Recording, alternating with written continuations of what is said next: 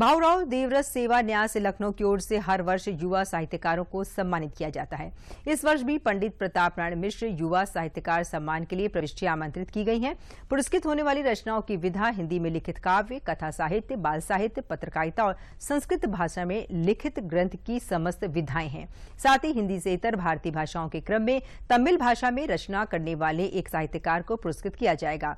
चयनित हर विधा में एक साहित्यकारों को पुरस्कार स्वरूप 25,000 रुपए की धनराशि भी प्रदान की जाएगी। प्रविष्टि 31 अगस्त तक लखनऊ के निराला नगर स्थित न्यास कार्यालय में भेजी जा सकती है। युवा साहित्यकारों को सम्मानित करने की दृष्टि से इस अवध प्रांत के माननीय प्रांत प्रचारक के नाते जिन्होंने अपने दायित्व का निर्वहन किया, ऐसे पंडित प्रताप नारायण मिश्र जी, उनके नाम से यह साहित्यकार सम्मान आयोजित होता है।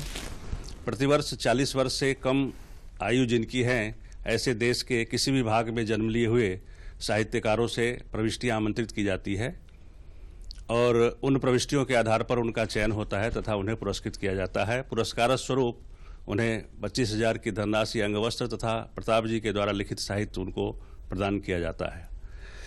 इसके अंतर्गत 6 पुरस्कार प्रदान किए जाते हैं। बाल साहित्य विधा में, कथा साहित्य विधा में, पत्रकारिता विधा में, काव्य विधा में तथा संस्कृत में किसी भी विधा में अगर संस्कृत में मौलिक रचना की है तो वे, तथा एक साहित्यकार ऐसे चुने जाते हैं जो हिंदीतर भारतीय भाषा के होते हैं। प्रतिवर्ष उनका क्रम बदल जाता है। इस वर्ष 29 वर्षों के बाद इस वर्ष का जो कार्यक्रम है उसमें हिंदीतर भारतीय भाषा में तमिल भाषा साहित्य को रखा गया है।